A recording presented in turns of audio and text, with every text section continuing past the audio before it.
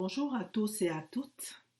J'ai déjà entendu des personnes dire je ne comprends pas Dieu. Ça fait des années que je prie pour tel ou tel sujet. Je ne vois aucun changement. Certains voient plutôt même leur situation empirer. Ces personnes vivent dans une certaine déception face à Dieu. Elles sont blessées et décident d'abandonner Dieu parce qu'elles le considèrent comme indigne de confiance, incapable, sans puissance. Ces personnes finissent tout simplement par le rejeter et sont convaincues qu'elles vivront mieux sans lui. C'est triste, mais c'est une réalité que plusieurs vivent. Alors aujourd'hui, le Saint-Esprit interpelle tous ceux-là qui ont cheminé avec Dieu à un moment ou à un autre, et puis qui ont décidé tout simplement de le rejeter, de ne plus faire cas de lui, parce qu'il y a des situations difficiles qu'elles vivaient, peut-être qu'elles ont vues autour d'elles ou des choses qu'elles ne comprennent pas. Alors, je voudrais d'abord commencer en disant que notre marche chrétienne est le résultat direct de ce que nous croyons au sujet de Dieu et de nous-mêmes. Alors, je te pose la question, toi qui fais partie de cette catégorie de personnes, que crois-tu au sujet de Dieu? Je t'invite à rentrer en toi-même, à être vrai, à demander au Saint-Esprit de sonder ton cœur et à répondre à ces différentes questions que je veux te poser aujourd'hui, que je veux t'emmener à te poser aujourd'hui.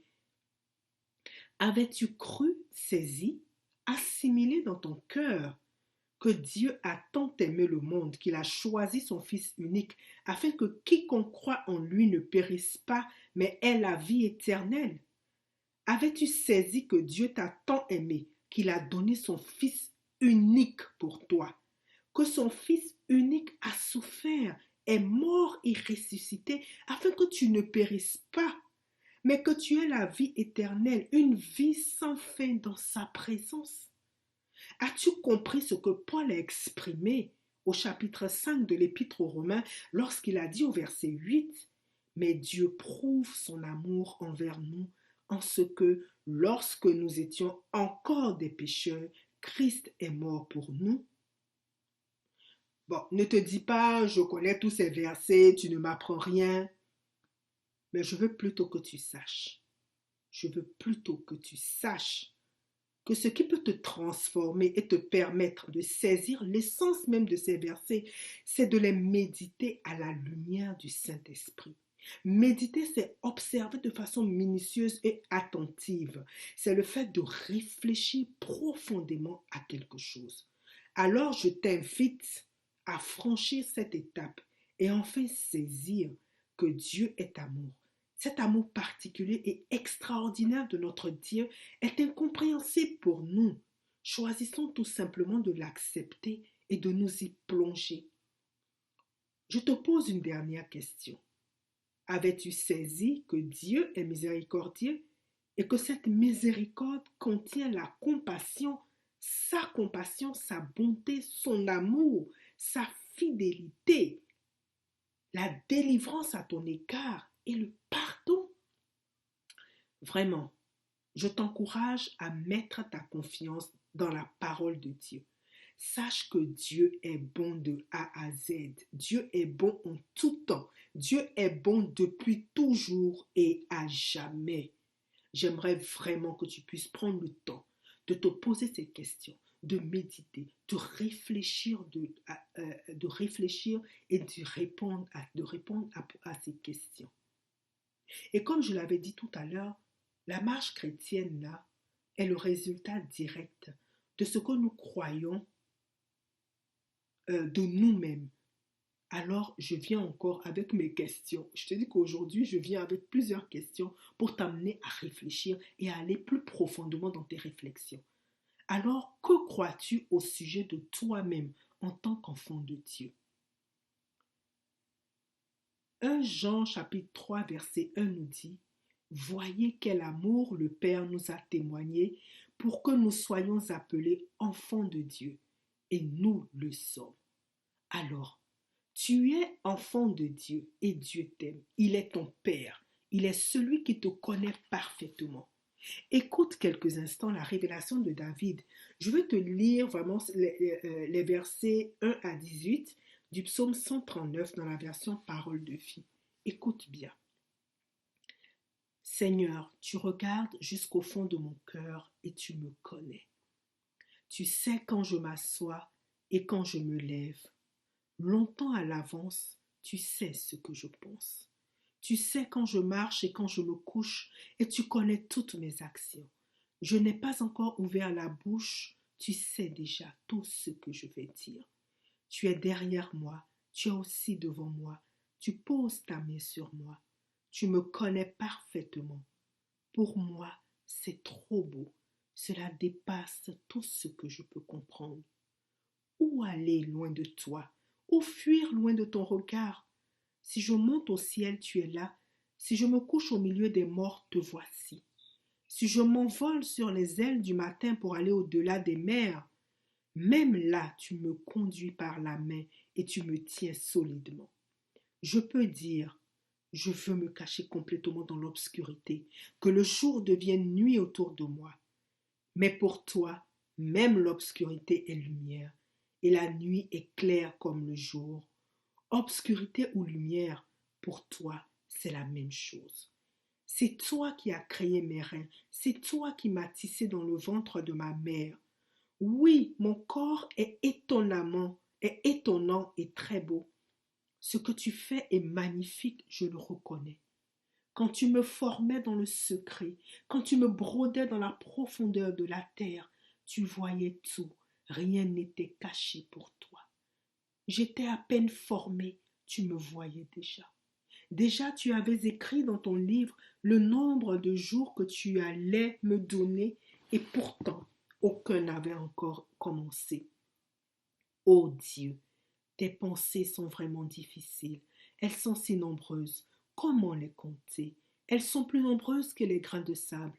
Même si je les comptais toutes, je n'arriverais pas à te comprendre. Écoute maintenant ce que l'Éternel te dit en Ésaïe chapitre 43, versets 1 à 4.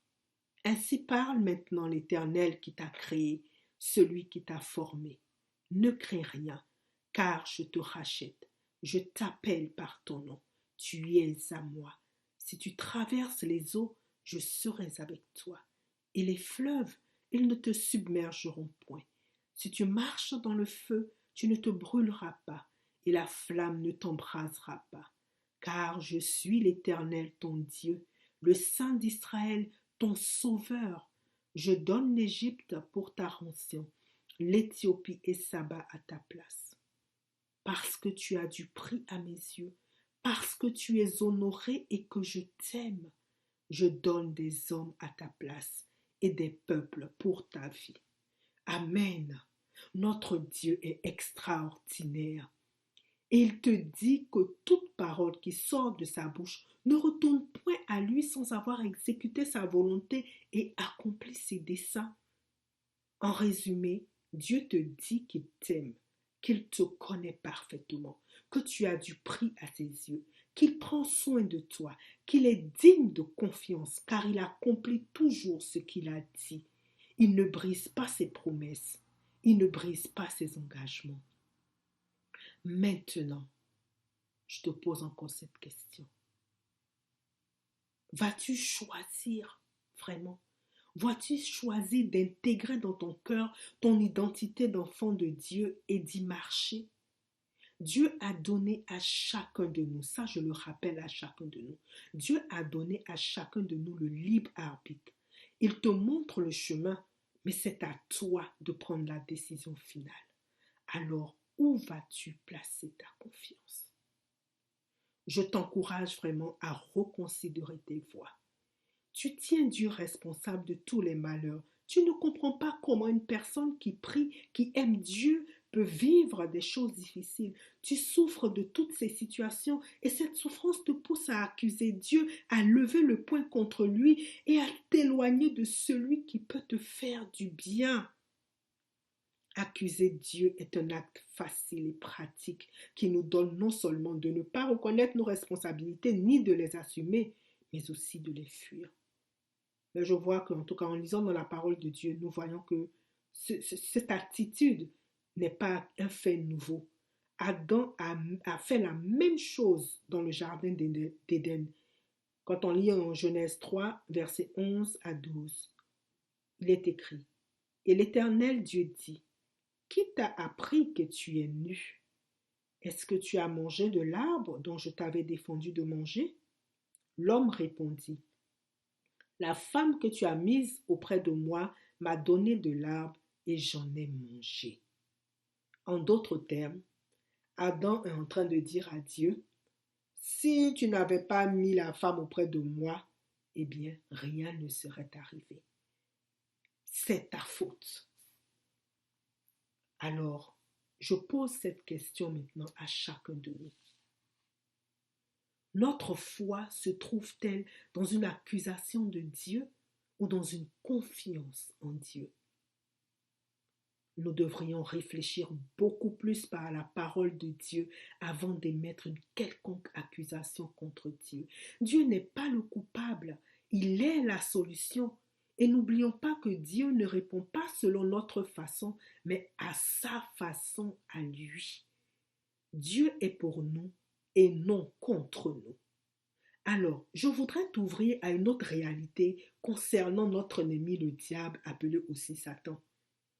On peut lire ce que Jésus dit en Jean 10, 10. Il dit ceci, « Le voleur ne vient que pour dérober, égorger et détruire.